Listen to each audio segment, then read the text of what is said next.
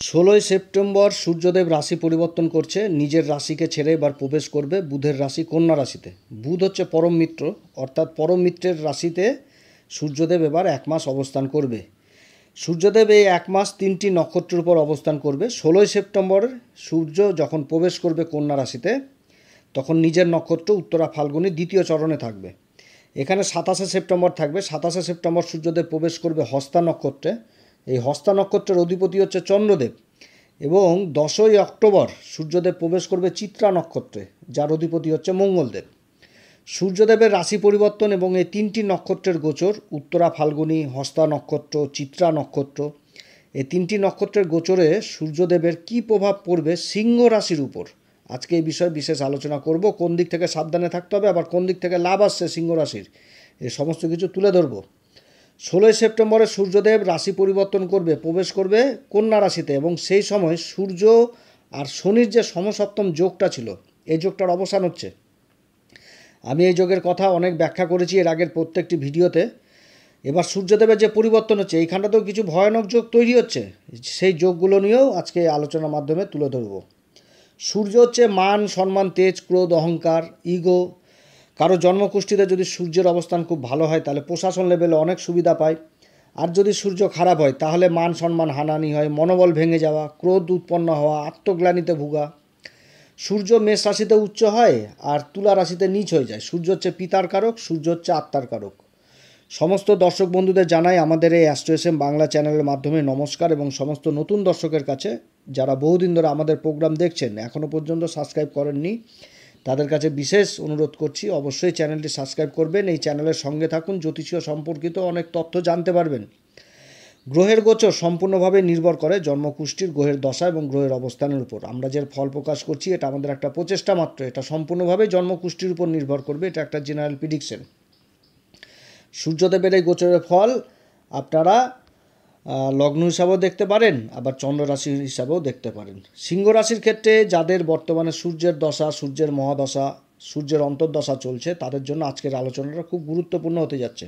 সিংহ রাশির ক্ষেত্রে গ্রহদের অবস্থান হচ্ছে এই রূপ। রাশির উপর বুধ অবস্থান করছে। সিংহ রাশির ক্ষেত্রে বুধ হচ্ছে লাভের ঘরের অধিপতি এবং ধনসম্পত্তির ঘরের অধিপতি হয়ে রাশির উপর অবস্থান করছে 23শে সেপ্টেম্বর পর্যন্ত। বুধ তারপরে আবার নিজের ঘরে প্রবেশ করবে। তো সিংহ রাশির জন্য এই সময়কাল যথেষ্ট ভালো।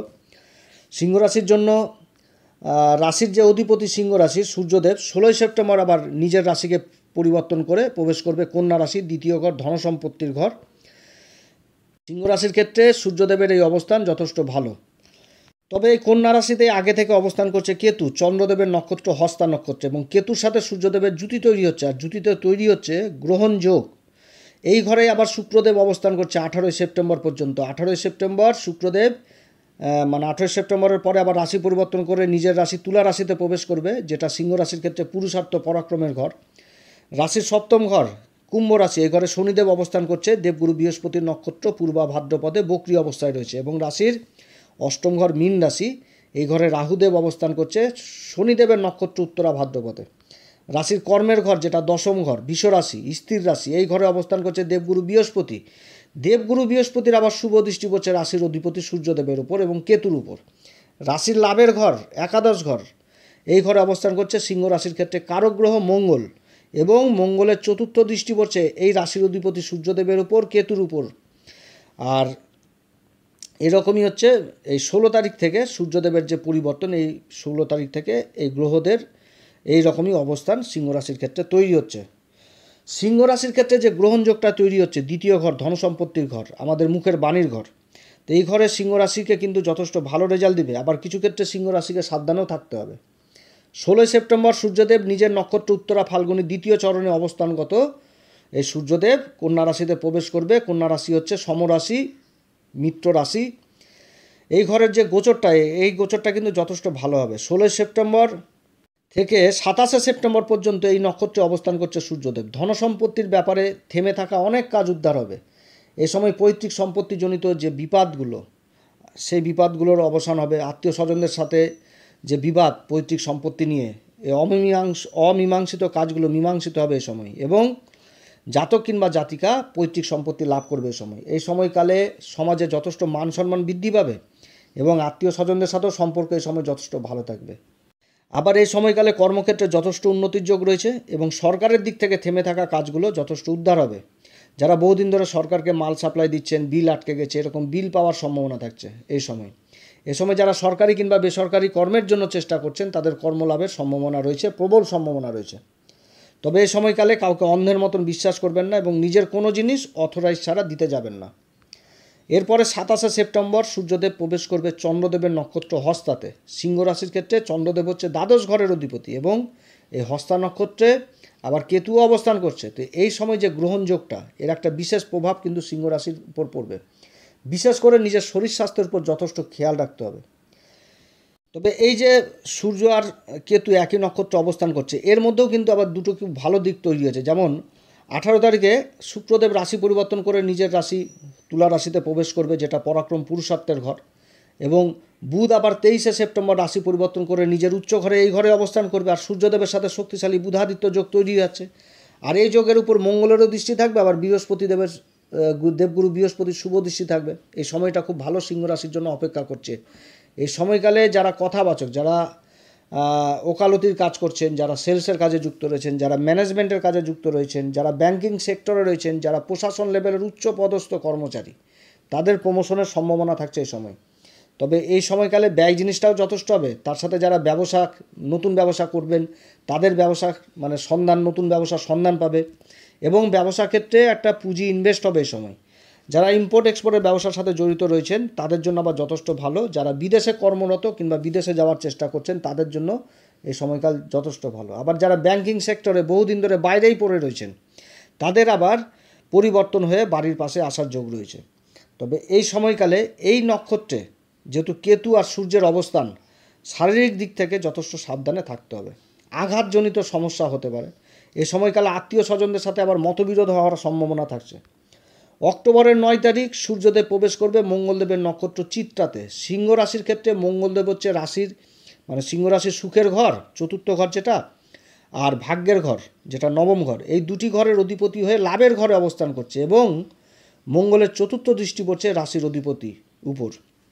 অর্থাৎ চতুর্থ ঘরের অধিপতি এবং ভাগ্যের ঘরের অধিপতি মঙ্গল তার চতুর্থ দৃষ্টি দিয়ে রাশির অধিপতিকেই দেখছে এবং রাশির অধিপতি সূর্যদেব এই মঙ্গলের নক্ষত্রে আবার অবস্থান করছে। তো এটা একটা ভালো সময় আসছে সিংহ রাশির ক্ষেত্রে আগামী 9 তারিখ থেকে 17 তারিখ পর্যন্ত। এই সময়কালে একাধিক উপায়ে ইনকামের রাস্তা, একাধিক লাভ কর্মক্ষেত্রে তৈরি হবে এবং সমাজে মান সম্মান যথেষ্ট বৃদ্ধি পাবে। কর্মক্ষেত্রে একটা উচ্ছ্বাস থাকবে, একটা সেলফ কনফিডেন্স যথেষ্ট বৃদ্ধি পাবে।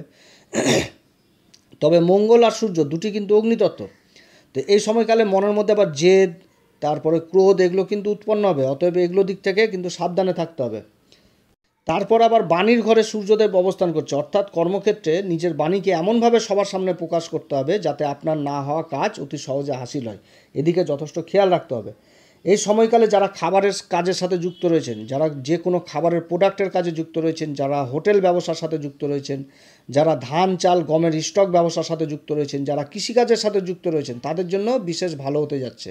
এছাড়া যারা জায়গা জমির সাথে যুক্ত রয়েছেন তাদের জন্য যথেষ্ট ভালো হতে যাচ্ছে। ইনকামের একাধিক রাস্তা এই সময় তৈরি হবে। যারা নার্সারির কাজে যুক্ত রয়েছেন, গাছের ব্যবসার সাথে যারা যুক্ত রয়েছেন, কাঠের কাজের সাথে যারা যুক্ত রয়েছেন, যারা ইন্টেরিয়র ডেকোরেশনের কাজে যুক্ত রয়েছেন তাদের জন্য যথেষ্ট ভালো হতে যাচ্ছে। যারা হস্তশিল্পী তাদের জন্য যথেষ্ট ভালো হতে যাচ্ছে। হস্তশিল্পীদের সমাজে মান সম্মান যথেষ্ট বৃদ্ধি পাবে এই সময়, এই সূর্যদেবের এই গোচরের এই সময়কালের এইটুকু মানে এই সময়কালটাতে। তবে এর মধ্যেও কিন্তু প্রতিরোধ তৈরি হবে। যেমন শনি তৈরি করবে, রাহু তৈরি করবে, এরা কিন্তু প্রতিরোধ যথেষ্ট তৈরি করবে যে কোনো কাজ কিন্তু একেবারে হতে দিবে না। ঝামেলা অশান্তি একটু না একটু কিছু না কিছু লেগেই থাকবে। কিন্তু তার মধ্যেও যে দেবগুরু বৃহস্পতি কর্মের ঘরে অবস্থান করছে, তো কর্মক্ষেত্রে নানাবিধ যদি সমস্যা হয় এবং ভাগ্যের ঘরের অধিপতি মঙ্গলদেব লাভের ঘরে অবস্থান করছে, তো এই দুটি গ্রহই কিন্তু এই সিংহ রাশির এবার যথেষ্ট ভালো করতে যাচ্ছে। মানে কর্মক্ষেত্রে বহু রকম সমস্যা তৈরি হলেও সমস্যার কিন্তু সমাধান করবে এবং সিংহ রাশিকে অনেক দূর এই যে সূর্যদেবের যে গোচর হচ্ছে এই সময়কালে অনেক দূর ভালো জায়গায় পৌঁছাবে এই সিংহ রাশি, এটাই আশা করা হচ্ছে এবং বহু রকম সমস্যা থেকে মুক্ত পাবে এই রাশিটি। তবে এই সময়কালে আবার বিশেষ করে নিজের খাওয়া দাওয়ার উপর যথেষ্ট খেয়াল রাখতে হবে। যারা নেত্রপীড়ায় ভুগছেন, এই অসুখটা যাদের চোখের অসুখ রয়েছে এই সময়কালে চোখের অসুখটা নিয়ে একটু কিছুটা হলেও ভুগতে হবে এবং যারা হার্টের অসুখের মানে অসুখে যারা ভুগছেন তারা যথেষ্ট সাবধানে থাকবেন এবং চিকিৎসকের পরামর্শ নিয়ে থাকবেন। এদিকে কিন্তু যথেষ্ট খেয়াল রাখতে হবে। এই সময়কালে সিংহ রাশি কোন উপাচার করবে? যেহেতু রাশির অধিপতির সাথে শনিদেবের আবার ষষ্ঠক যোগ তৈরি হয়েছে, তো এই সময়কালে সূর্যদেবের যথেষ্ট বল বৃদ্ধি করতে হবে। প্রত্যেকদিন সূর্যদেবকে অর্ঘ্য দিবেন, পিতাকে যথেষ্ট শ্রদ্ধা ভক্তি করবেন, পিতার ব্লেসিং নিয়েই বাইরে বেরোবেন কর্মক্ষেত্রে। তাছাড়া দেবগুরু বৃহস্পতির বলে বৃদ্ধি করতে হবে। কর্মের ঘরে অবস্থান করছে দেবগুরু বৃহস্পতি। দেবগুরু বৃহস্পতির বলে বৃদ্ধি করতে হলে যারা গুরুর দীক্ষা নেননি তারা অবশ্যই গুরুর দীক্ষা নেবেন। যারা গুরু দীক্ষা নিয়েছেন তারা গুরু মন্ত্র জপ করবেন। এছাড়া প্রত্যেক দিন আপনারা হনুমান চল্লিশা প্রত্যেক দিন পাঠ করবেন। তবে হনুমান চল্লিশা পাঠ করার আগে শ্রীরাম সীতার প্রণাম মন্ত্র অবশ্যই করবেন। অতএব প্রিয় দর্শক বন্ধুরা, আজকে এতটুকুই, অনেক কথাই সিংহ রাশির সম্বন্ধে আলোচনা করলাম। যদি আমার এই পরামর্শ সত্যিই কার্যকরী মনে হয় তাহলে আমাদের এই অ্যাস্ট্রো এসএম বাংলা চ্যানেলটিকে অবশ্যই সাবস্ক্রাইব করবেন। আপনারা সবাই ভালো থাকেন, ঈশ্বর আপনাদের সবার মঙ্গল করুক। নমস্কার, ধন্যবাদ।